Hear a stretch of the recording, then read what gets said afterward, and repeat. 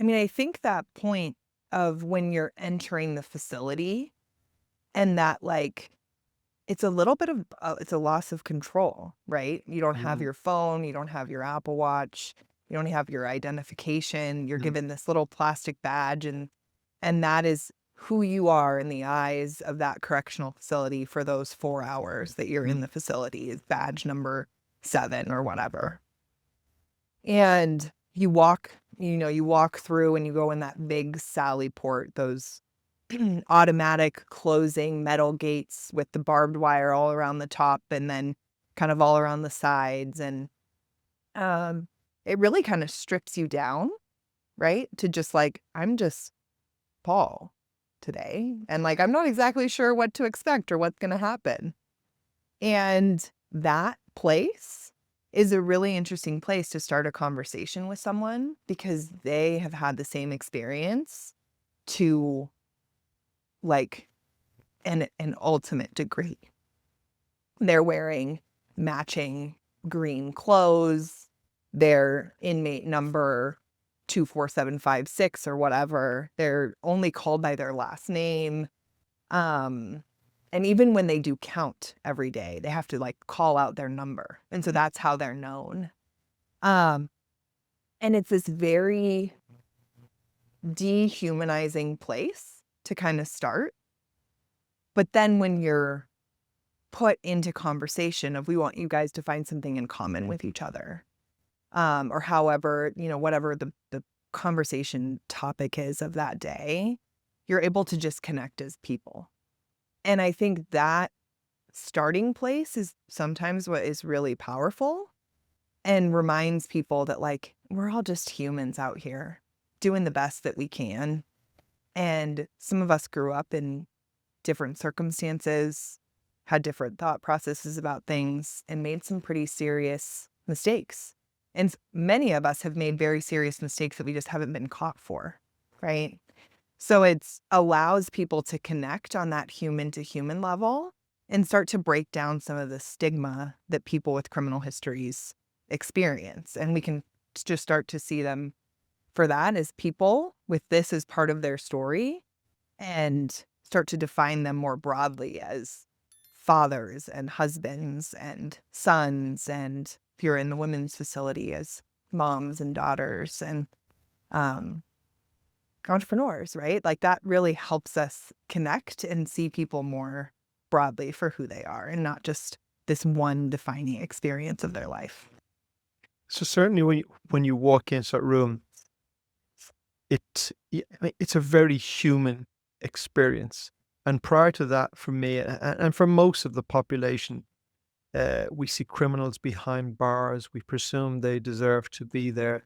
Mhm, We think of them as criminals. mhm. We don't personalize them. We don't think of them as I'm nearly said what I'm thinking. We don't think of them as human beings. Yep. They're locked up behind bars. And you walk down that steps and you're given the sheet of paper. I've described to people like speed dating because you have to walk up. And honestly, I'm standing there thinking, are these murderers? Are they rapists? What have they done? They're in a high security prison. Some of them are there for a very, very long time. I didn't enter into a conversation with any of them about what they'd done. Um, some of my colleagues did. I don't know if you're supposed to do that, but they did. Um, but at the end of the day, they're in there for very serious crimes, and you're going around and you're meeting them and you're having these conversations, the conversations maybe lasting only 30 seconds or a minute or 2, um, but because you do this and you get through 20 people or whatever, they look like us, by the way. Yeah. They talk they talk like us. You know, it's like, uh, now they're in green suits, which I said to a friend of mine recently, I said, "Just think of this. Let's say I don't lock you behind bars for 20 years, but you see what you're wearing now? Your favorite outfit? Looks great. You're gonna wear that every day for the next 20 years." I said, "That alone." So that alone, by the way, is dehumanizing that Yep. that they're all dressed the same. Um But it's that first, so that first experience where we interact with them, that's weird. But I suppose you begin to relax, you begin to engage them, and you become more comfortable as it goes on. And I'm going to say within a couple of minutes, I'm just walking to people, they're walking, and I'm just chatting to me. Like, guys, I mean, I see, I'm observing the language coming out of my mouth. I'm just chatting to them like they're ordinary human beings. Mhm. But that's the experience Yeah, because absolutely. And because that's what they are. yeah, and that's our mission at Breakthrough is to provide opportunities for them to grow and change and be the best version of themselves, but also to help the community's perception of them change as well, right? And it goes from what we assume and what media and TV have told us about people who are incarcerated to, oh gosh, this is just a person. And like I don't have to define them by their biggest mistake Mm. anymore. Like I can learn about them as a whole. Um, and that's really important because we found very early on in our work as an organization that our participants can be so ready for life in the community after incarceration. They can be ready to have a career and to take care of their family and to live a legal lifestyle. But if the community is not willing to give them that opportunity to hire them in jobs, to provide them with housing, then we've really only solved half of the problem. So that like breaking down the barriers. And it goes both ways, right? For folks who are incarcerated, they can start to build up in their minds that like the community is against them. And so when they get to interact with people in the community who want what's best for them and who believe in them and who believe in their transformation, that's equally transformative for them and their perception of people in the community. So it allows, just more opportunity for growth and connection and a safer society, um, which is really beautiful. And one of my favorite things about this work.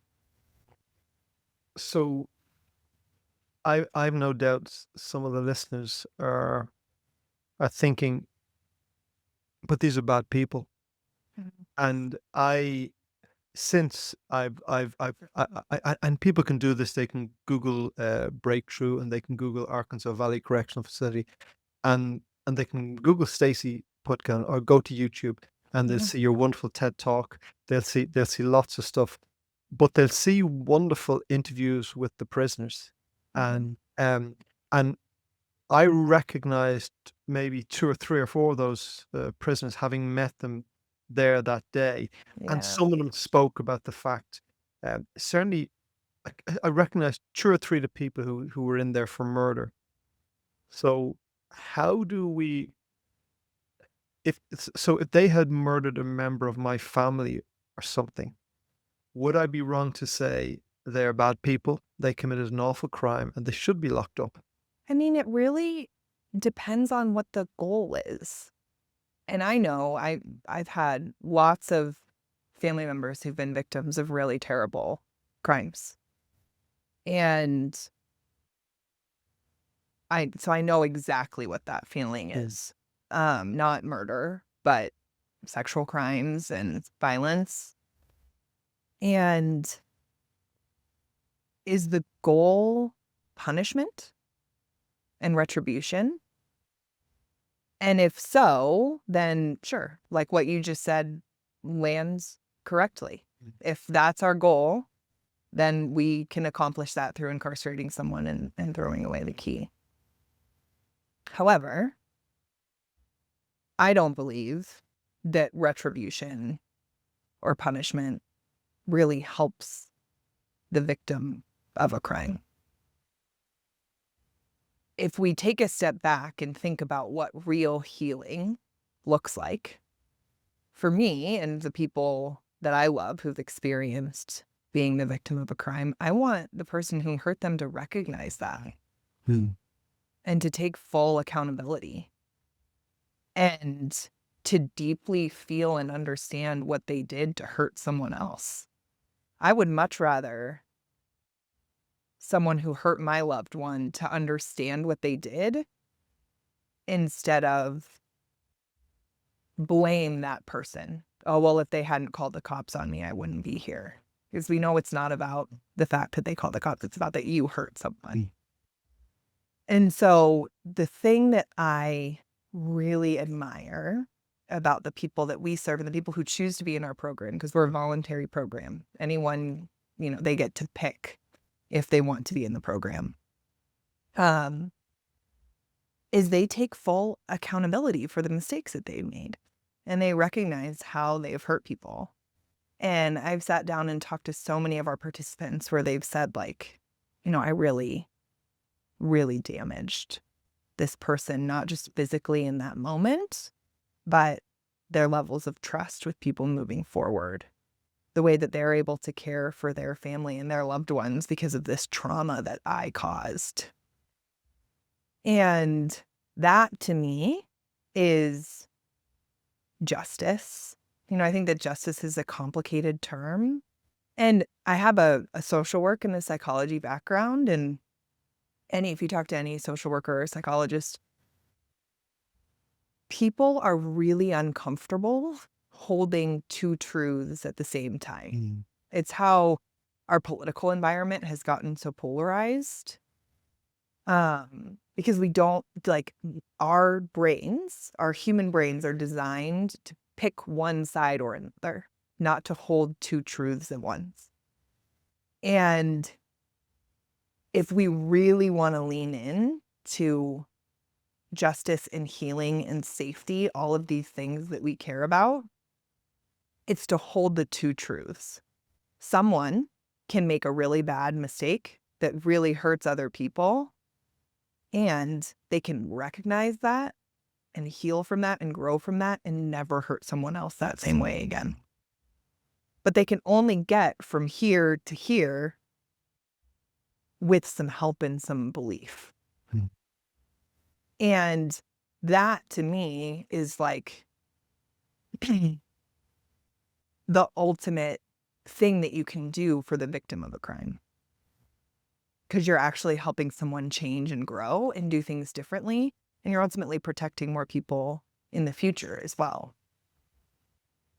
Are there, in your experience, are there some people who are not suited to come in your program because they've committed a crime and they have no remorse for that?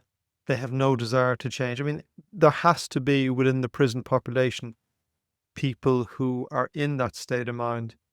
I can imagine why some of those people might want to get in your program, because I'm sure there's some brownie points for going through the breakthrough program for people. Do you have a filtering system that goes, this individual is either not right, or at this point in time in their own personal development, they're just not a fit for this because they're not genuinely in the place? Have you a filter system for that?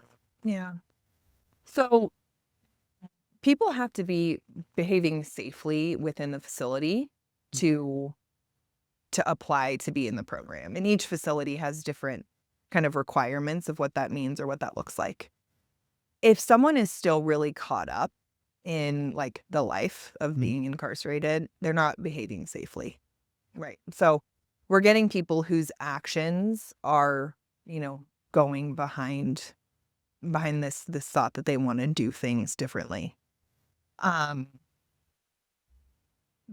program itself also filters folks out. The first 8 weeks of the program are extremely emotionally intensive work where we're asking them to do exactly what we're just talking about. They're talking about self-confidence, self-restraint, self-reliance. Like, to think about self-restraint deeply for an entire week is really challenging. It would be for anyone.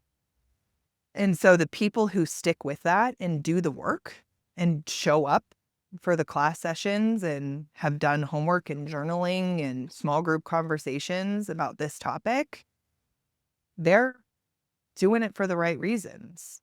It's definitely not, like, culturally in a prison setting, You saw when you came and volunteered with us that day, our participants hug each other Mm. and they cry and they're very vulnerable. And those things are not looked upon kindly within prisons. Um, and so people are really taking a big risk by doing this work. And so if they take that risk and they show up and they do the work every week, I have to believe that their intentions are genuine. A, is it reasonable to expect that when they go back into the main prison system, they have to pull back on that vulnerability? It may not be a safe environment to operate the way they will within their group. Yeah. And that is really where like this culture shifting inside the correctional facilities comes into play. So when people have gone through our program and they are brave enough to go back out and kind of evangelize and tell people like, you should do this. This is really interesting. It's really helped me. It starts to change that culture and make it more safe for people to do that in the general public, the general population. There's definitely places and like housing units that it's not safe to do that. And people generally try and tend to keep to themselves and then show up with that vulnerability. Um, you know, I think you can still be vulnerable with yourself, even if it's just in your own internal dialogue and like journaling or writing work. And so people, I think, continue to do that, but they just might not be as vocal about it if it's not safe for them to do that. Over the decades, as someone who's had an obsession with personal development and inner exploration and meditation, all these things, I've sat in so many courses around the world and sat with so many groups of people where people have demonstrated enormous emotional maturity and vulnerability. And two things. I want to talk a little bit about the stand up to the line thing, but I'm going to go after that. We sat in our small groups, and I was in a group, myself and Philip, and I think maybe about a dozen of the um, inmates or whatever I should call them, but just to distinct them. So that's we're sitting in a group, and there's one of them is a alumni or whatever you call them. So he's leading it like a counselor. He's wearing a white polo shirt. He's leading it like a counselor, and he's guiding us through this. And few things struck me sitting that.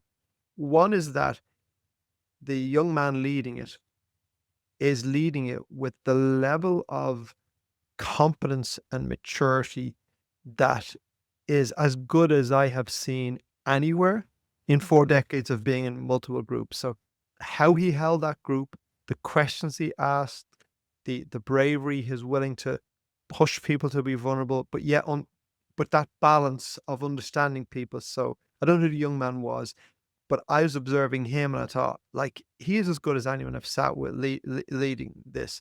And so he goes in the group and he asks all of these, some of them pretty tough looking men, except for myself and Phil, who are pretty tough looking men. And these guys are sharing with a degree of emotional maturity that almost has me in tears because it is stunning.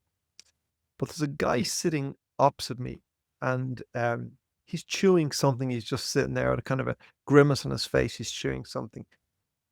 I mean, I wouldn't. He's a guy I wouldn't pick an argument with if that's kind of his appearance. I'm just trying to present something here.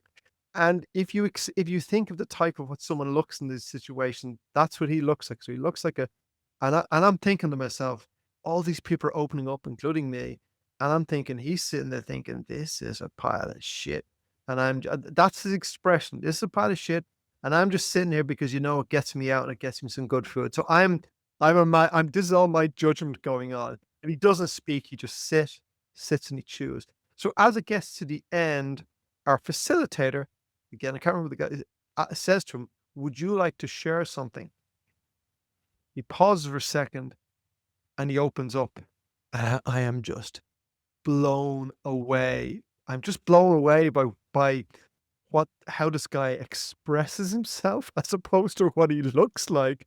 And this um and here's the thing, and I'm a little embarrassed to say this, but at the very end, we've done the whole thing. And the very end, I'm going to call him the counselor, the guy who's leading it, comes back to myself and Philip and asks, as we anything to share finally as we close. And Philip shared something.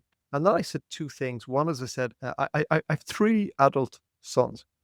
And I said, guys, this morning coming in here, I can tell you, you're the last group of people I want to ever meet and influence my children. I'm just being honest with you. I said, I'm sitting here now thinking, I would love my sons to sit in this room and meet you guys. That was my honest. I said, because I just feel like I'm sitting in a circle with a group of beautiful human beings.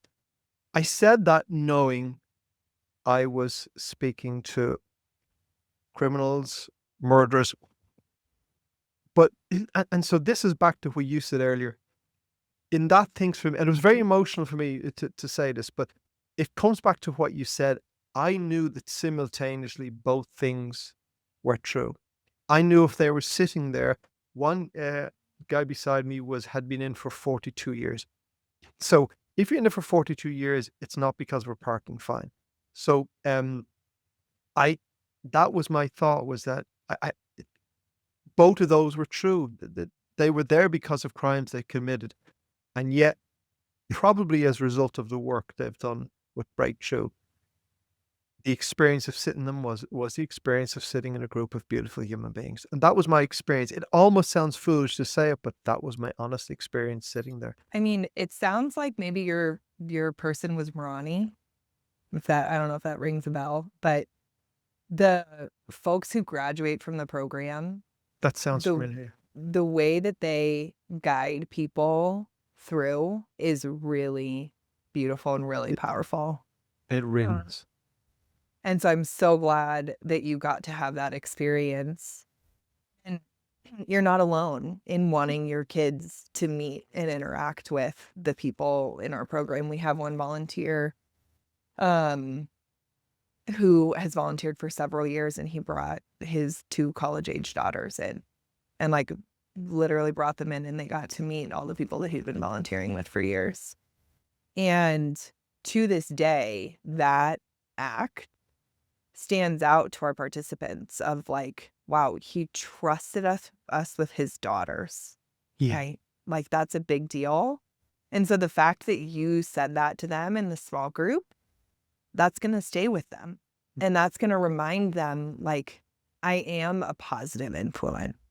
I am a person who can give something to other people, right? And when they've been told by a system and when they've done actions in the past or they've taken from other people, to start to see themselves as a giver in the community, it's going to change how they choose to show up every single day. And that is a big deal.